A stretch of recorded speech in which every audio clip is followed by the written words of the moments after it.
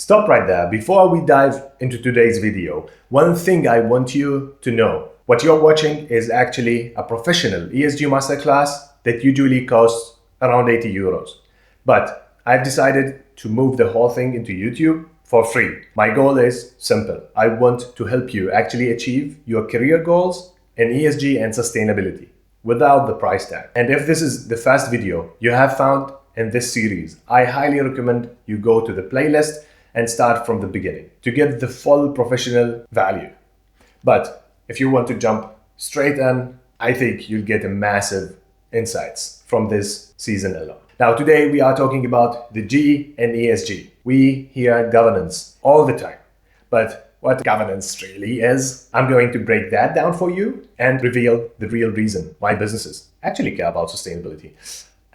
Shorthand, it's not environment, but to get more insights, let's get started. Welcome back. Let's take a quick look at where we are. In the last section, we talked about the three core dimensions of ESG: disclosure, practice, and strategy. Well, disclosure gives us the data, the numbers, the progress, and the transparency. Practice is where the magic happens. The actual actions we take, like cutting emissions or improving processes. And then there is strategy, which is our big picture plan, the roadmap for the future that we are working toward. But here is a question. How do we make sure all of these three pieces are working together? How do we align the vision with the action and ensure that the numbers reflect reality?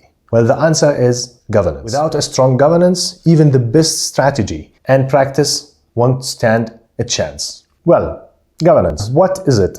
Think of it as the backbone of any organization. It's how decisions are made at the highest level, how accountability is structured, and how processes are managed to make sure everything is running smoothly and in the right direction. But let me be clear, governance is not strategy. Strategy tells us where we are going. Governance makes sure that we actually set up to get there. Let's break it down. Governance defines the structure, who's in charge, how decisions are made, and who's responsible for what. It sets processes, how do we measure progress, spot risks, and pivot when necessary. It creates accountability, making sure everyone's pulling their weight and delivering what they promised. Therefore, without governance, even the most brilliant strategies will collapse. It's not optional, it is essential, and it's essential to consider sustainability as part of your governance as well as strategy. Let's talk about strategy and vision. These are the guiding stars for any organization. The strategy is the roadmap and the vision is the destination. It's our purpose, the impact that we aspire to have on the world, on our stakeholders, shareholders, customers, everyone. But let me throw this question at you. Is this vision set in stone? Is it static? Is it untouchable? Well, a lot of people think it is. But the truth is, vision evolves. It has to. The world changes, industries shifts, and stakeholders expect more. Your vision needs to reflect that. Well, here's a story. You probably know Kodak. Back in the day, Kodak was the king of photography. They revolutionized the industry. First with roll film cameras, then with affordable options like their Brownie camera. They were unstoppable. But then came the digital revolution. And here's the kicker. Kodak actually invented the digital camera back in 1975. They were ahead of the game, but they didn't take it seriously. They stuck with the traditional business as usual, thinking digital wasn't the future. Fast forward a few decades, and by 2012, Kodak filed for bankruptcy. What went wrong? They prioritized their traditional business over innovation. Instead of exploring how digital grow their market, and they stuck in business as usual and forget about innovation. They underestimated the speed of change in customer preferences in the whole industry. The shift of digital and the digital transition wasn't gradual. It was rapid, and Kodak didn't move fast enough to keep up. They failed to evolve their vision. Despite having the technology, they didn't align their strategy with the future of the industry. The lesson: sticking to outdated approaches and ignoring the market, the trends, will lead to really serious consequences. And this is what we are seeing right now with the sustainability transition. Therefore, failure with adaptation will lead to irrelevance and lack of competitiveness. Now let's bring it back to today. The sustainability transition we are experiencing right now is just as transformative as the digital revolution Kodak faced. Think about it. Sustainability is reshaping industries regardless of the region. Sustainability affects every role in every department. And just like the digital transition, businesses that do not adapt will be left behind. The key to thriving in this transition is sustainability literacy. If your organization doesn't understand the why and how of sustainability, navigating this shift will be incredibly tough. So, to bring it all together, governance is the system that aligns strategy, practice, and disclosure. It's what makes sure that all the pieces of the ESG puzzle fits together seamlessly. Well, the question is, why now? Why is sustainability such an urgent priority for businesses nowadays? In the next section, we will explore 6 major reasons why sustainability has become a business imperative, and trust me, you don't want to miss this section. Let's start by addressing the obvious. We are living in critical times. Climate change, biodiversity loss, pollution, deforestation, resource depletion, the list goes on. These aren't distinct problems anymore. They are here and they are now. And they are hitting businesses in ways that cannot be any longer ignored. But here's the real question. Why should businesses care? Why should they act now instead of waiting until these problems land at their doorstep? The answer lays in double materiality, a concept we have touched on before, but one that's worth revisiting because it's a game changer for organizations seriously considering sustainability. Well, double materiality is all about looking at the big picture. And if you want to understand the bigger picture for your organization, how it is affected and how it affects the world around it, you need to get familiar with this concept. Well, it's all about 2 different perspectives. First, how the environment impacts your business, or the outside-in perspective. Environmental crises like extreme weather, resource shortage, and ecological breakdowns have a direct impact on your operations, supply chain, and bottom line. For example, a manufacturing plant hit by flood faces halted production, delayed in deliveries, and skyrocketing costs. Well, this is not a fairy tale example, or a real-life scenario is hurricanes disrupting the IV fluids production in the US. This was October 2024. This created not just financial losses, but also critical shortages in the healthcare system. And the other perspective is how your business impacts the environment, or the inside-out perspective. Businesses don't just suffer from these crises. They contribute to them. Through emissions, waste, and unsustainable practices, companies accelerate environmental degradation. The famous example of the greenhouse gas emissions. Well, greenhouse gas emissions from industrial processes directly drive climate change, creating a vicious cycle that increases risks for everyone, including the company itself. Understanding both sides of this equation isn't just useful, it's essential. It's how businesses can develop sustainability strategies that don't just manage risks, but also actively reduce their footprint and build resilience. So why is this an urgent priority today? Because the risks are escalating, and the longer businesses wait, the greater the consequences. Let's look at the evidence. Extreme weather is becoming the new norm. Floods, hurricanes, wildfires, these events aren't rare anymore. They are frequent, intense, and causing significant disruption to businesses and communities alike. But let's take a closer look at regulation, an essential driver of sustainability. For this section, we will focus on the European Union as our example, not only because it's where my expertise lays, but because the EU has some of the most mature and ambitious sustainability targets and regulatory frameworks in the world. We have already discussed the CSRD, or the Corporate Sustainability Reporting Directive, and the ESRS, or the European Sustainability Reporting Standards, in the earlier sections on disclosure. But now I want us to zoom out, look beyond reporting regulations to understand the bigger picture that actually drives these initiatives. To do that, let's look at the EU Green Deal. The EU Green Deal is an overarching strategy designed to make Europe the first climate neutral continent by 2050. Or at least that's one of the targets. What I want you to understand is that it's not just about reporting. It's about driving systematic change across industries. As reporting regulations take most of the attention, it starts to feel that it's all about reporting. But truly, it isn't. Well, the Green Deal focuses on reducing greenhouse gas emissions, restoring biodiversity, transitioning to circular economy, and embedding sustainability in every aspect of policies and business. Think of the Green Deal as the why behind all the reporting requirements. Well, reporting is just a tool. A mirror reflects where businesses stand when it comes to the broader picture. For Europe, it's the EU Green Deal. For different regions, there are different broader ambitions. And that's all must be considered when it comes to the strategy. We discussed earlier how the strategy is built and what are the streams that feeding a good strategy. Each of the EU Green Deal goals tie into one of the ESRS sections.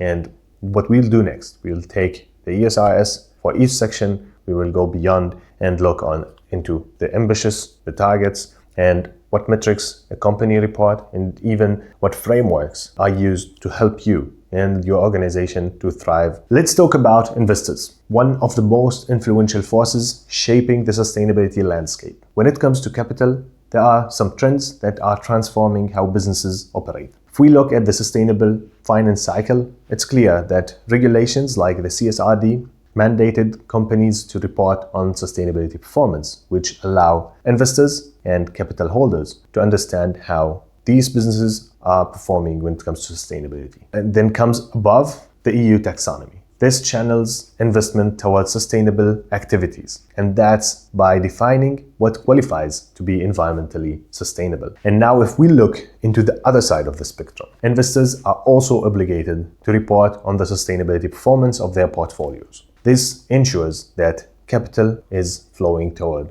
more sustainable and environmentally friendly activities. Then we have the ESG ratings, a critical tool investors use to assess companies at a glance. We've covered that in the voluntary reporting earlier, but it is a critical step in the ESG or in the sustainable finance cycle. This means while disclosure is very important, it is just a starting point. To truly attract investment, companies must go beyond reporting. They need to take meaningful actions, demonstrating sustainable activities and show measurable improvement. And that's exactly why it is important to ensure that sustainability is part of your strategy, practice, and disclosure. Well, here's the key takeaway. Again, disclosure alone isn't enough. If businesses want to secure capital, remain competitive, and thrive in the sustainability era, they need to back up their word. Well, we've already covered the three most critical and influential aspects or drivers when it comes to sustainability in business. We started with the critical times, regulatory landscape, investment attraction, which we will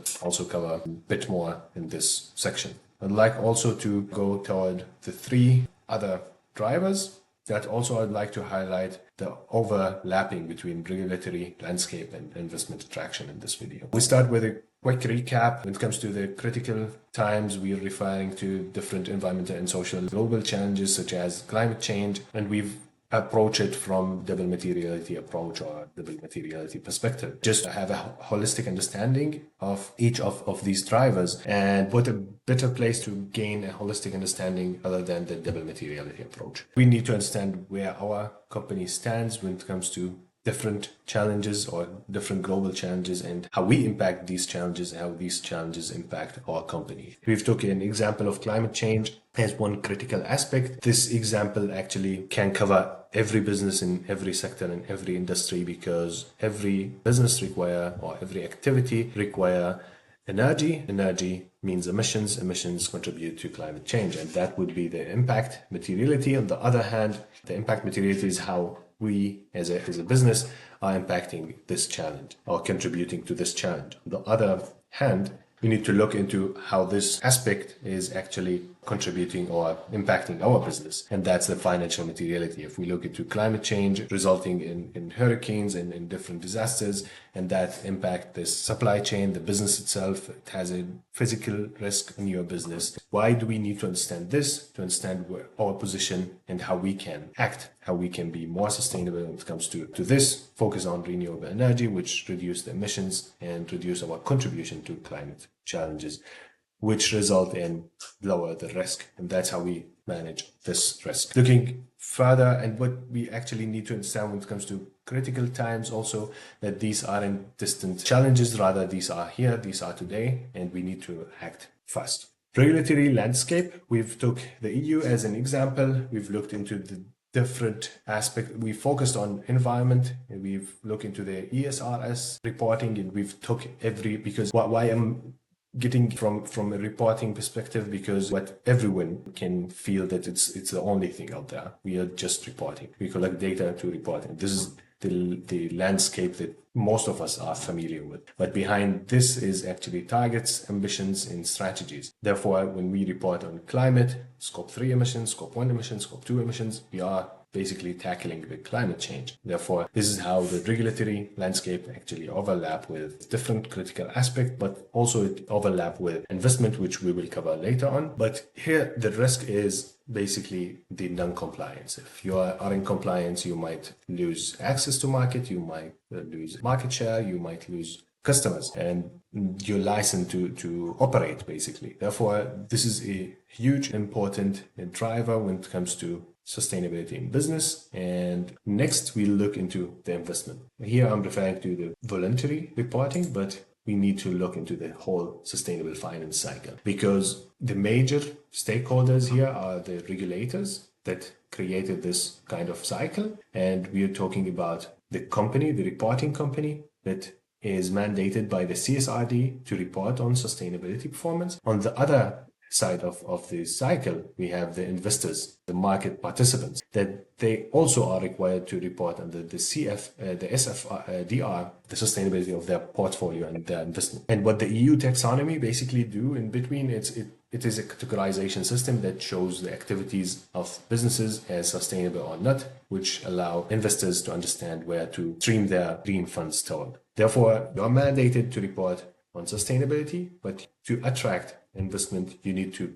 perform well. The incentive you get of performing well. Then we have this very important pillar as well, the ESG scoring. These are third parties that basically provide a methodology to evaluate the sustainable performance of businesses. Therefore, taking Sustainalytics, for example, they provide a questionnaire that you need to fill in that reflect on your performance in different criteria. And then based on that, you'll get a score, or your company will get a score that facilitate or make it easier for investors to look into score to understand which businesses are performing better in a specific industry, for example. Therefore, you need to understand which of these scoring methodologies, scoring provider applicable for your business, your industry, and for your company. Look at the methodology, understand the methodologies and how to perform better to attract investment. And that's how you attract investment, basically, with a CDP, Sustainalytics, but also mandatory reporting. Therefore, these again, we've covered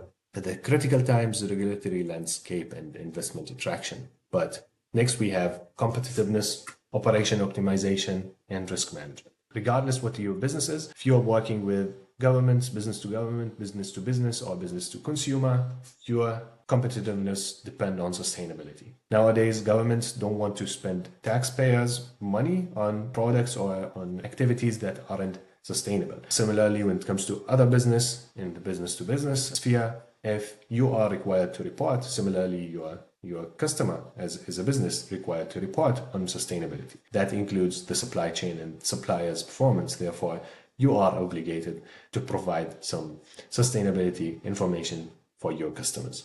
And when it comes to consumers, the end consumer is more and more focused on sustainability and sustainability performance of the products they consume. Therefore, they are willing to pay premium for sustainable product. They are willing to let go of some products that aren't sustainable when it comes to packaging, when it comes to different aspects. Now, when we talk about operation optimization, many facility managers, when they start implementing environmental management system or an energy management system of the saving opportunities that they have when it comes to energy waste reduction and water consumption, for example, because what we do not measure, we cannot control. Therefore, that is important to understand that measurement in reporting isn't just for external stakeholder, rather internal reporting is really, really crucial to reflect and improve your performance. Your operation optimization is a key here. That's really important for long-term success. If you want to improve your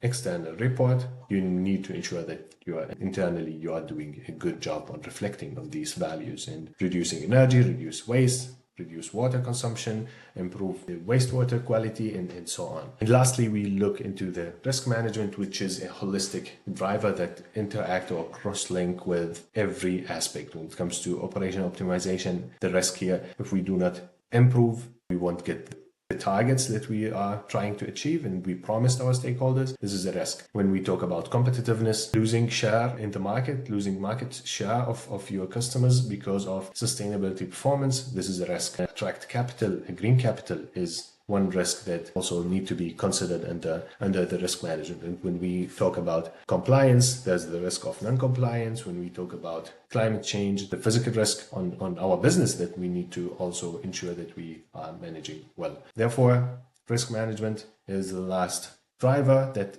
is basically holistic and overarching